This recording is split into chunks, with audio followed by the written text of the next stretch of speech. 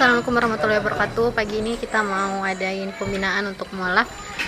Ada beberapa nanti mualaf kita kumpulkan di sini. Kita ajak ustadz-ustadznya untuk melakukan pembinaan untuk mualaf. Selanjutnya nanti untuk paket ibadahnya langsung kita antarkan ke rumah keluarga mualaf masing-masing. Ini situasi kondisi pesantren di hari Senin di pagi hari.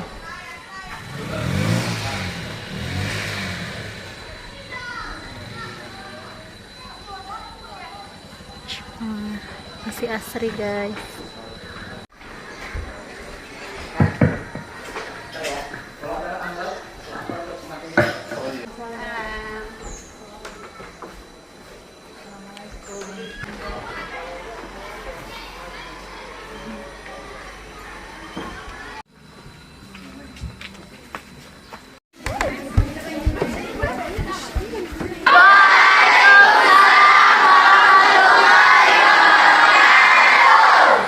Alhamdulillah.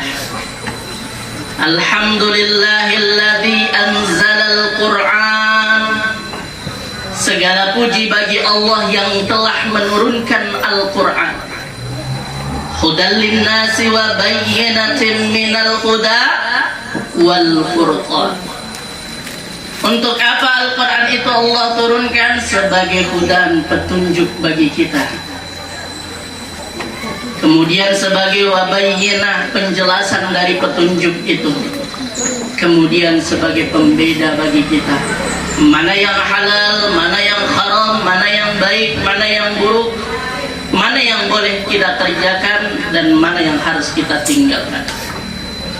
Asyhadu an la ilaha illallah wahdahu la syarikalah wa asyhadu anna Muhammadan abduhu wa rasuluh alladzi la nabiyya ba'da amma ba'd.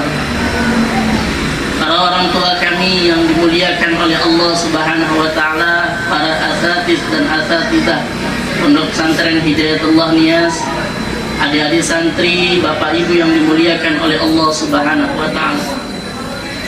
Bersyukur kita kepada Allah dengan mengucapkan alhamdulillah. Karena dalam detik ini kita masih diberikan oleh Allah beribu macam nikmat, bahkan sampai jutaan nikmat. Hari ini ada yang Allah berikan nikmat mata, nikmat kesehatan, nikmat tangan, nikmat kaki. Biar hidungnya pesek masih tetap bisa ngirup oksigen, benar? Mau dia mancung, mau dia pesek, yang penting masih bisa bernafas, Bu. Antara saudara kita yang wajahnya tampan, wajahnya cantik, fisiknya sehat, tapi mereka belum mampu menutup auratnya, tapi mereka belum mampu mendengarkan kalam-kalam ilahi sebagaimana yang dibacakan oleh Adinda kita tadi. Masya Allah. Merdu nggak, Bu? Pengen nggak punya anak seperti itu, Bu? Bahagia nggak, Pak, kalau punya anak baca Qur'annya bagus, hafalannya banyak? Bahagia, Masya Allah. Saya bahagia sekali kalau mendengarkan orang-orang yang baca Qur'an dengan merdu. Al-Quran itu Allah turunkan sebagai hidayah, hudan, petunjuk bagi kita. Dan Al-Quran itu merupakan wasiat terbesar Nabi. Dua wasiat yang ditinggalkan oleh Nabi, yang pertama adalah Al-Quran, yang kedua adalah Sunnah Nabi Sallallahu Alaihi Wasallam. Gimana kabarnya, Pak? Sehat? Alhamdulillah. Ibu sehat? Alhamdulillah. Walaupun kita berada di tengah kondisi ekonomi negeri kita yang begitu ya semakin menjerit, tapi semoga ya biar ekonomi kita turun, Pak, Bu, yang penting iman kita tetap naik. Yang penting iman kita tetap meningkat. Bapak Ibu yang dimuliakan oleh Allah Subhanahu wa taala, salawat dan salam semoga tetap tercurahkan kepada baginda Nabi besar Muhammad sallallahu alaihi wasallam. Allahumma shalli wa sallim alaihi. Nabi akhir zaman, khatamun nabi, nabi terakhir terakhir yang perjuangannya begitu luar biasa, pengorbanannya begitu besar. Rasulullah Sallallahu Alaihi Wasallam mengorbankan dirinya, mengorbankan hartanya, mengorbankan perasaan. Karena pengorbanan beliau dan keluarganya lah kita merasakan indahnya hidup dalam berislam. Dan karena perjuangan beliau, perjuangan sahabat-sahabat beliau, perjuangan istri dan anak-anak beliau, kita merasakan manisnya hidup dalam keimanan. Sehingga wujud kita kepada baginda Nabi SAW, mari selalu basahi lisan kita dengan banyak bersalawat kepada beliau. Allahumma salli ala Muhammad wa ala alihi wa sahbihi. Bapak Ibu yang dimuliakan oleh Allah Subhanahu wa Ta'ala, kita merupakan makhluk Allah yang paling sempurna dibandingkan makhluk-makhluk yang lain. Ada makhluk lain yang bernama tumbuhan, ada makhluk lain yang bernama binatang, makhluk lain juga macam-macam bentuknya, tapi ada manusia merupakan makhluk yang paling sempurna yang diciptakan oleh Allah Subhanahu wa Ta'ala, sehingga manusia ditetapkan Allah sebagai Abdullah dan Khalifah. Bapak Ibu, kita menjadi manusia ini karena memiliki dua unsur. Manusia itu disebut manusia karena punya dua unsur. Apa yang pertama? Yang pertama jasad. Yang kedua roh. Bagaimana mungkin manusia disebut manusia apabila dia cuma punya jasad saja tanpa ada roh? Bagaimana Pak kalau ada manusia cuma punya fisik tanpa roh? Apakah masih disebut manusia? Fir'aun sekarang jasadnya masih ada, tapi rohnya sudah hilang. Rohnya sudah dicabut oleh Allah Subhanahu wa Ta'ala. Apakah dia masih disebut manusia normal? Bahkan dia sekarang disebut dengan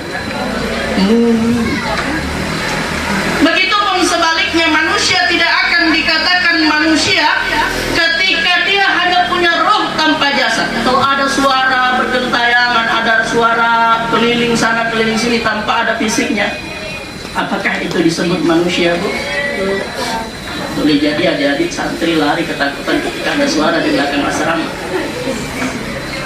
Kita disebut manusia karena kita punya dua unsur. Pertama jasmani, kedua rohani. Adik-adik pagi tadi jasmaninya sudah dikasih makan? Sudah dikasih minum? Ibu jasmaninya sudah dikasih makan? Sudah.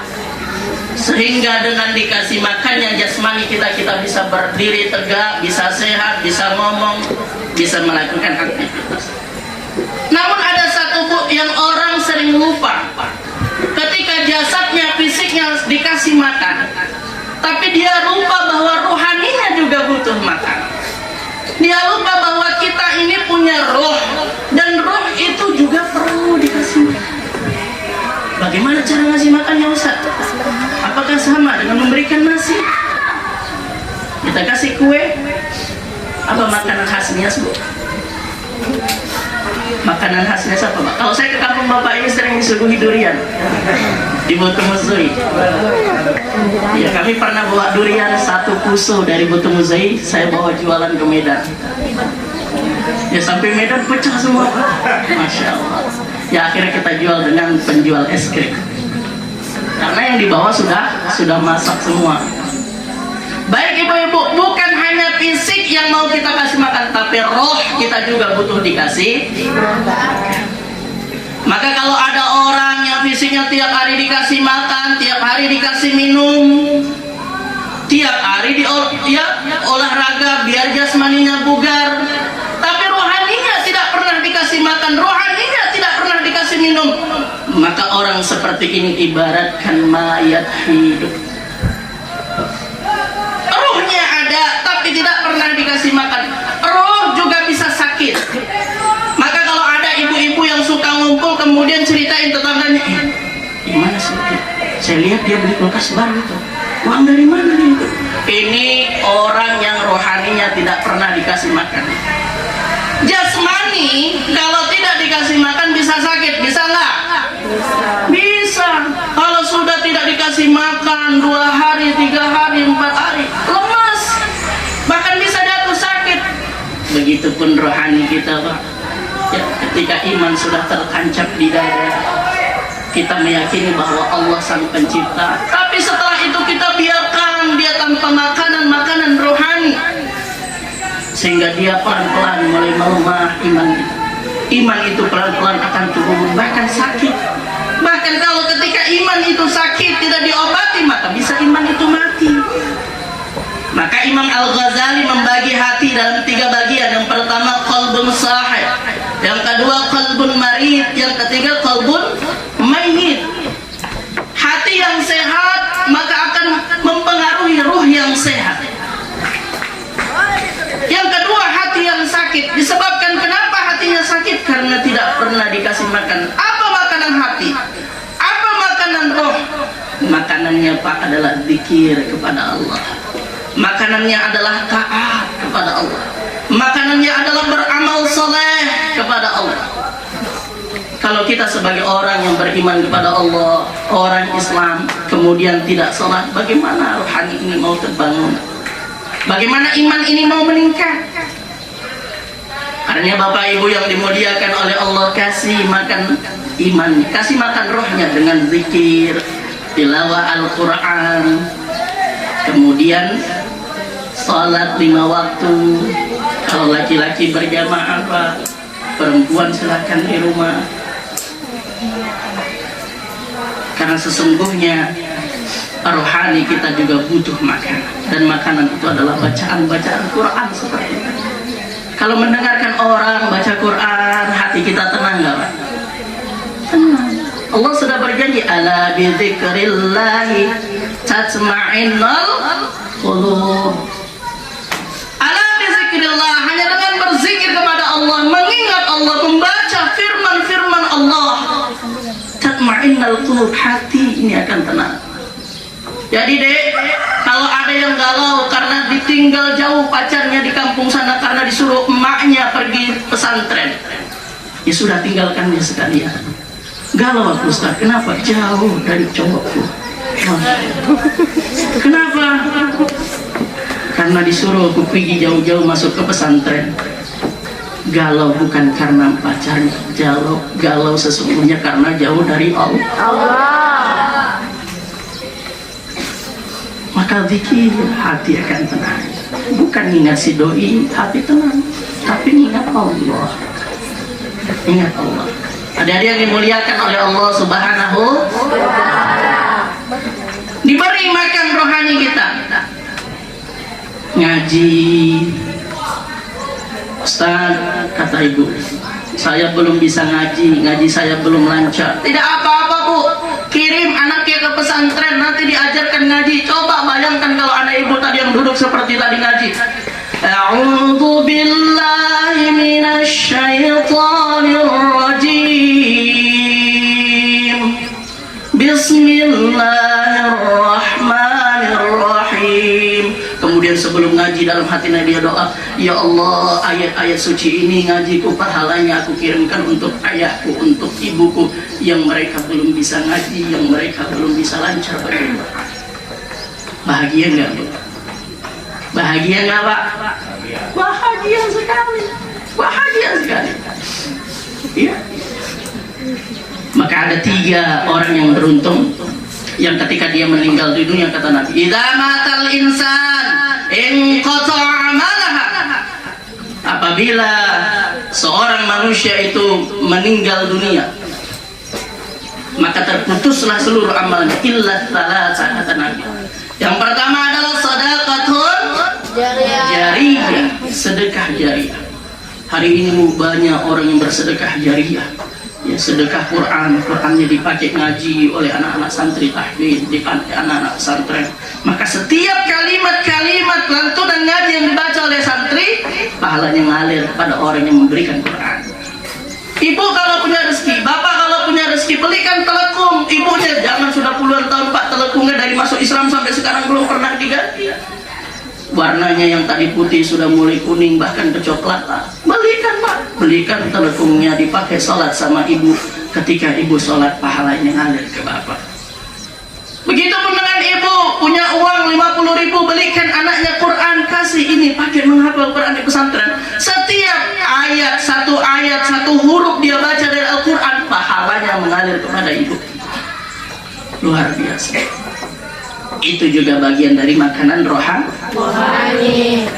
Bapak Ibu yang dimuliakan oleh Allah, makanya kita menjadi manusia yang seutuhnya ketika kita mampu memberikan makanan kepada jasad kita dan memberikan makanan kepada rohani kita.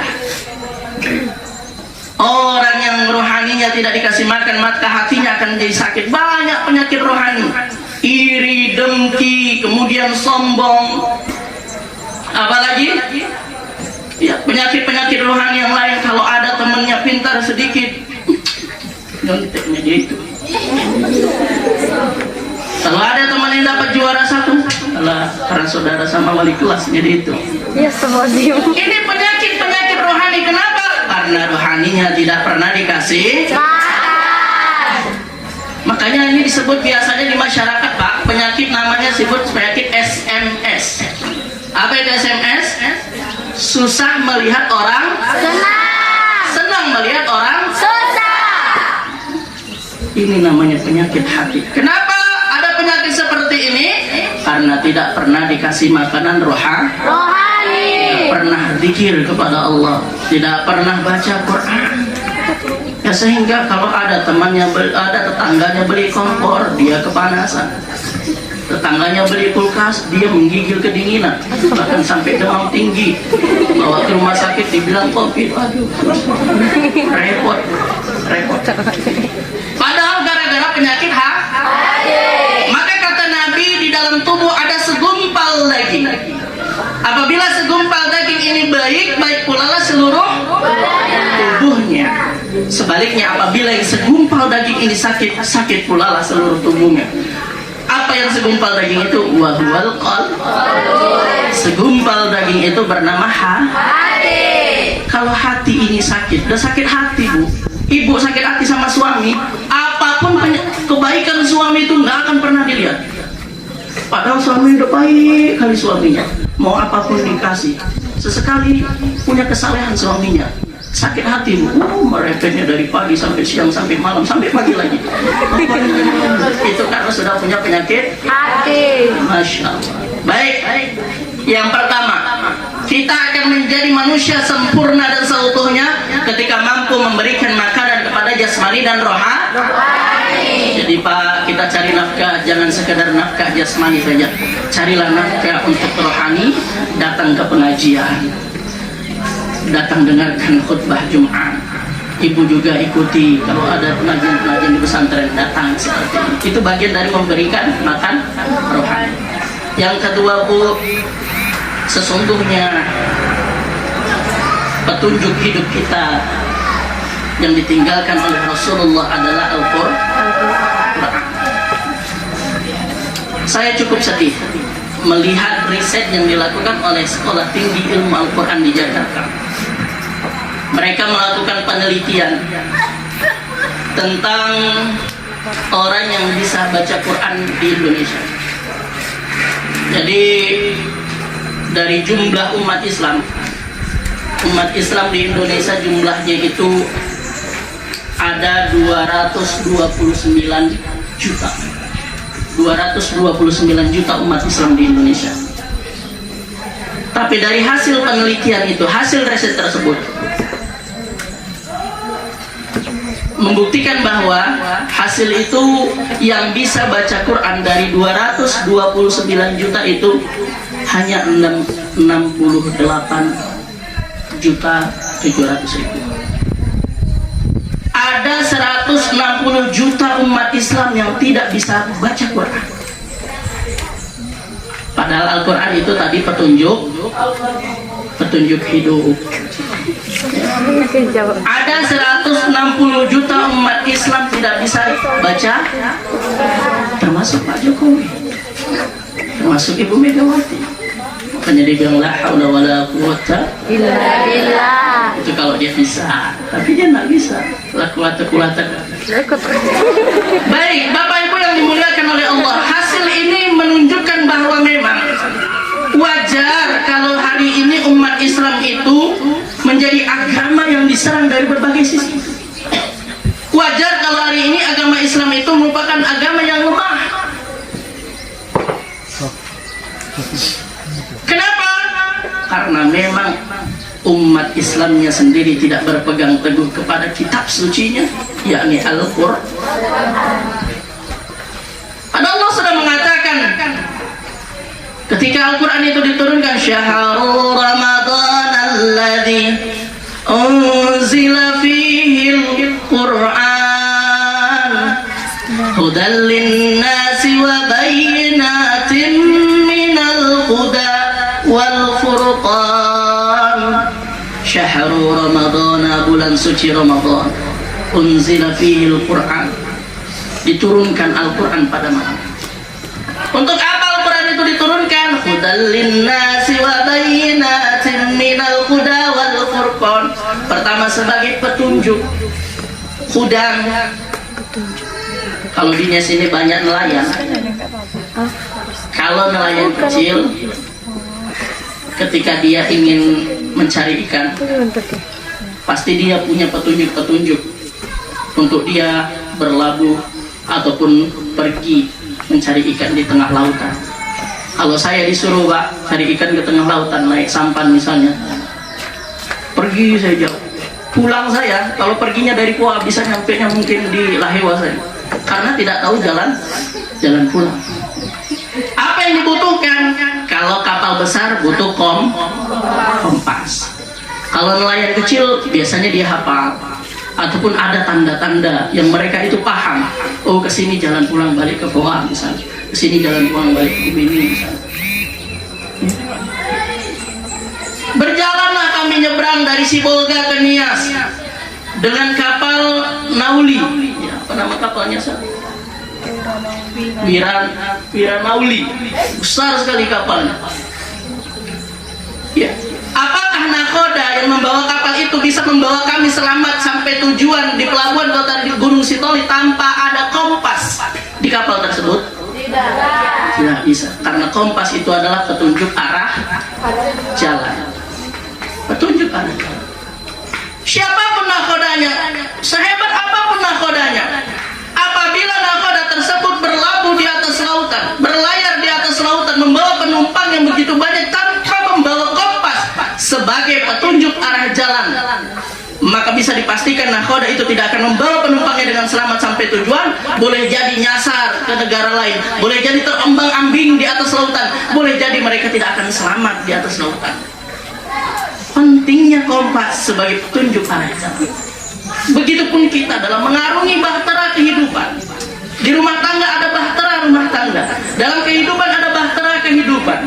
Siapapun kita, ketika kita berlayar dari lahir hingga kematian tanpa membawa petunjuk arah jalan, dan petunjuk itu kata Nabi adalah Al-Quran. Kata Allah, hudan linnasi wa bayyinatin minal huda wal furqan.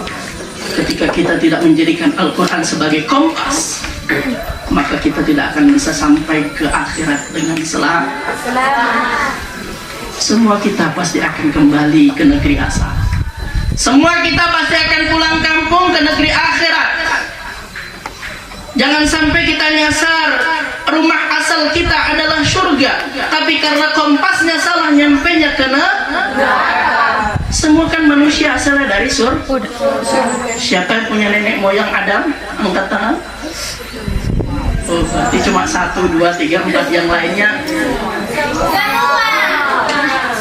yang lain nenek moyangnya kata teorinya Darwin apa? Kalau teori Darwinnya manusia asalnya dari padahal kita sesungguhnya dari siapapun kita, apapun agamanya, nenek moyang kita adalah Nabi Adam. Dari mana Nabi Adam asalnya? Dari surga.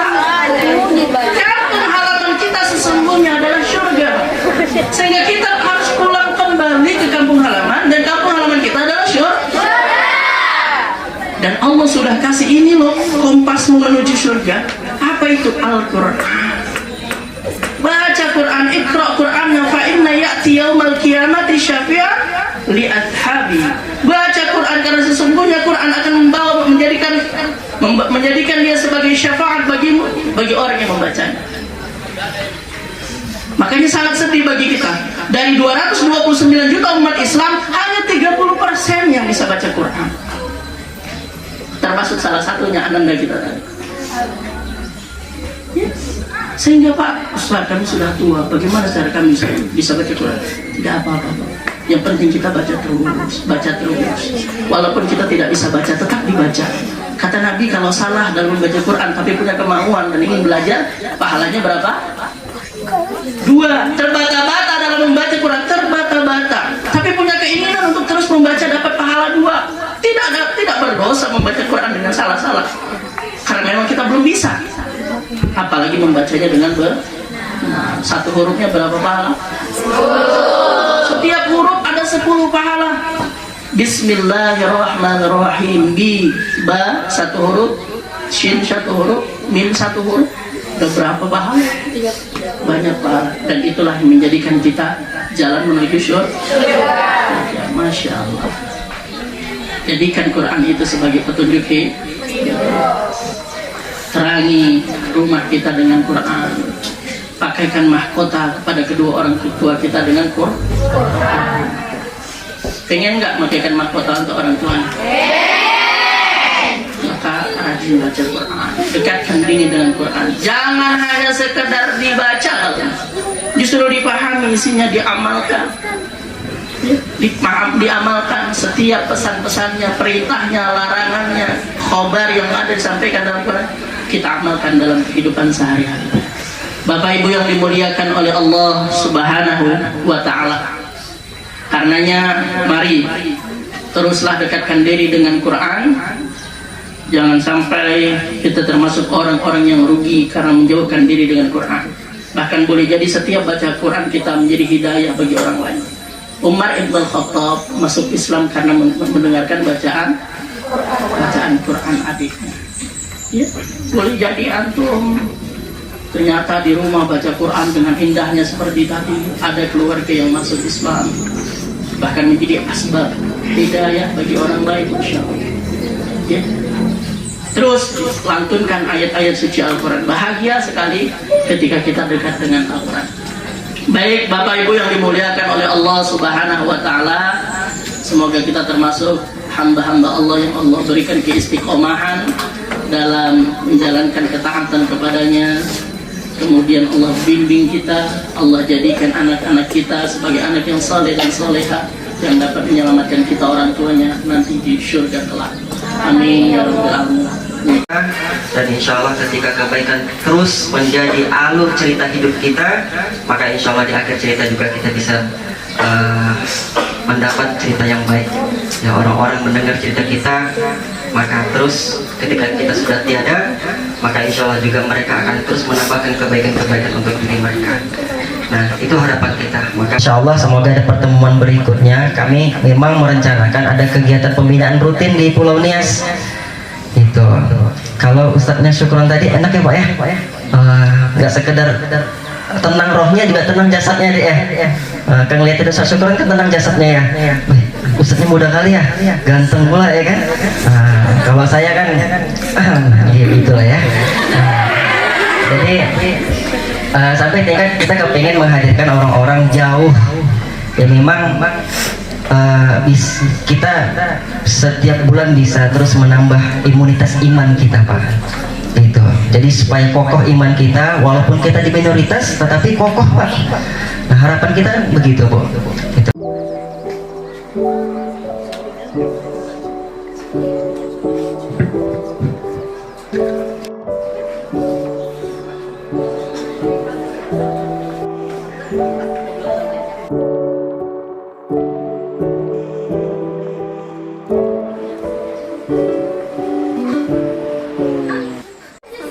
Ini guys. Alhamdulillah teman-teman, acara pembinaan bersama mualaf yang ada di sekitar pesantren telah selesai. Nih tim di balik layar semua nih. Selanjutnya kita belanja untuk sembako pesantren. Oke guys, udah pada balik ke ruangannya masing-masing. Oke. Bener ya itu banyak. Oh, masya Allah. Satu lagi ya? Asyhadu an la ilaha illallah